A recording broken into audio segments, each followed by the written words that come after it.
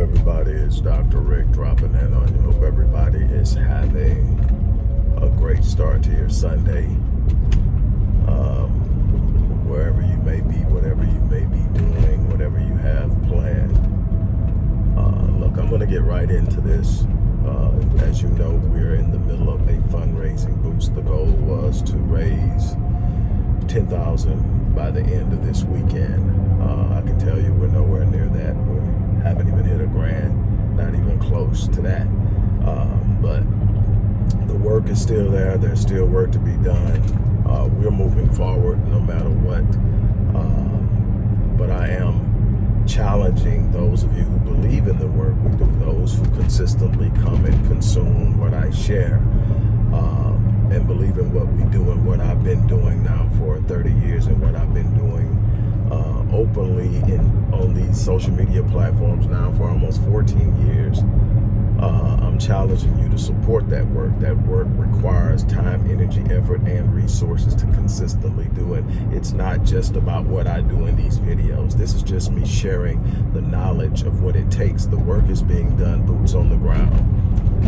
The work done in school districts. I've gone to war with a number of different school districts across this country on behalf of students, black students, predominantly black male students, a couple of females, but predominantly black male students who are caught up in the vortex of miseducation, which I laid out in detail in my 16th and 24th books, which respectfully are The Miseducation of Black Youth in America and Academic Apartheid. I have created and overseen a number of different programs, including Black Men Lead, which is the sort of flagship program because I believe that if we can build strong men, we can right the ship.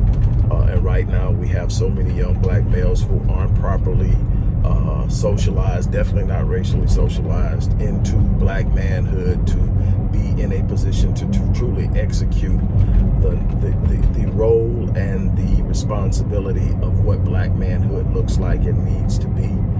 But I've been on the ground. I've been constantly engaged. I'm consistently engaged. Those of you who follow me know that the very thing that I fight the most found its way to my doorstep a little over about a week and a half ago, when my newly moved in 15-year-old neighbor was shot twice. My truck was shot up in the process, and I was actually out there trying to, get in the middle of it. Trying to get in the middle of it, and it popped off, and so I was in jeopardy. But it's not the first time I've been in jeopardy.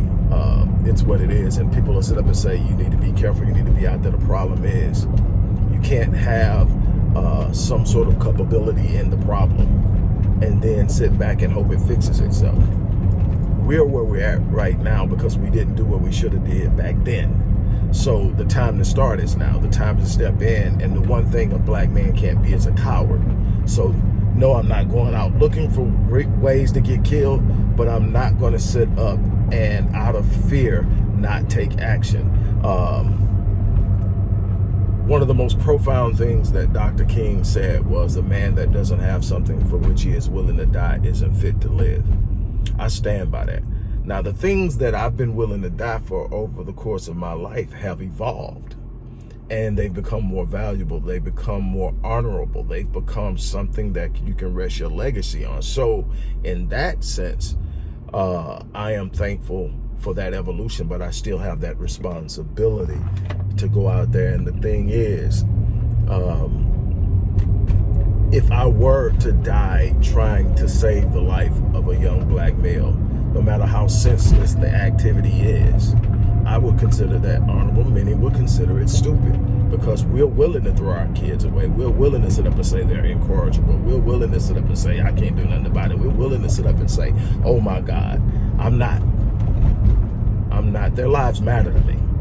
I see the future in them. I see, number one is I see me in them. I see a young version of me in them, so I know what's possible. That's the first thing. Second of all, we don't have the luxury of throwing anything away. We're in last freaking place. So we've talked about that. I've dealt with things on a socioeconomic level. I've given you instruments. I've given you teachings. I've followed the teachings of the greats that came before me. I've stood on their shoulders and tried to expand what they placed and give it to you. We've dealt with multi-generational transmission of trauma.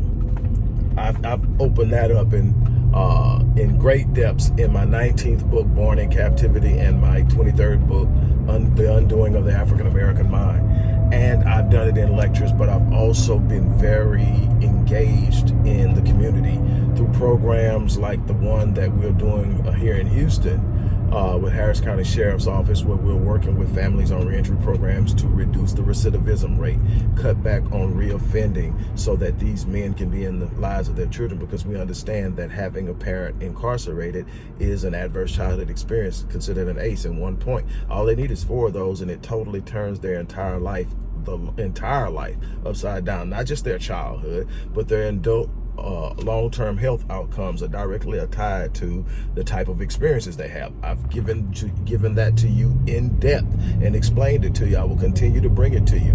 Go back and look at some of these videos and look at what the answers are there. The solutions are there, but they're not easy. There's no quick fix. There's no light switch. And see, that's what we look for. We look for the light switch. We want the quick fix. Either because we just want to turn it and say, okay, it works, and move on and be happy, or we want the kudos for being the one who did it. So we're looking for the Band-Aid to cover a bullet wound. And in the interim, it looks good for a minute, but overall, you bleed out. Or all different other kind of things happen. And you got to understand, things aren't simply sitting still. They're becoming exacerbated. They're becoming worse. And so then what do? We sit around and whine and complain and ask the very ones responsible for it to fix it. Why would they fix it when they benefit from it? We have such a responsibility, and we're sitting around and acting like we're winning. We take so many symbolic wins as victories that it's no surprise we're in last place, because we take the symbolic victory. My candidate won, but your candidate ain't doing jack for you. This guy's getting indicted. What is his indictment going to do for you? Outside make you feel like your guy is winning, when your guy is screwing you probably more than he is. That's the thing that we constantly get fed, because we don't get involved. We don't become aware. We're not lining up. We're not doing the things we're supposed to be doing. We've turned our anger and our vitriol and our frustration and our violence in on ourselves. You hear me say, I don't know how many times, that if there's no enemy on the inside, the enemy on the outside can do us no harm. But yet here we are, our biggest enemy. That cannot be the case.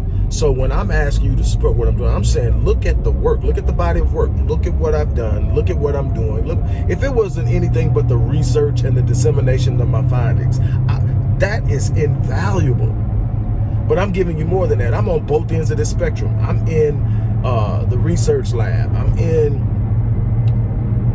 study after study after study after study, peer reviewing papers, reviewing it and looking at it, disseminating that stuff, then taking what I'm gleaning from it and building programs and coming up with strategies, presenting them, and many times developing them and actually implementing them. And I'm asking for your support. I'm asking for your help. I'm asking you to be, not just throw money at it. We need the money. We absolutely do, because I've been funding this outside of this. And I want to take one big time that there's a gentleman, man. He's been doing this for several years now. He signed up and he literally gives $10 a month. That means the world to me. That means once a month, sometimes the only time in a month, I see somebody believes it with the work I'm doing. It doesn't matter the amount. What matters is that person took and made an investment every month, $10 that could be spent on something else. And the price of gas, hell, I'm definitely appreciating it. And then there's another person, I'm not gonna call her last name out, but Nisi, sweetheart, you have been a gem. Nisi over the last 3 months has donated more than everybody else combined in the last year. And I'm not gonna give an amount, I'm not throwing out there, but I can tell you that we are well behind. Everything else, you know, and I don't want to forget Sherry Tomlinson.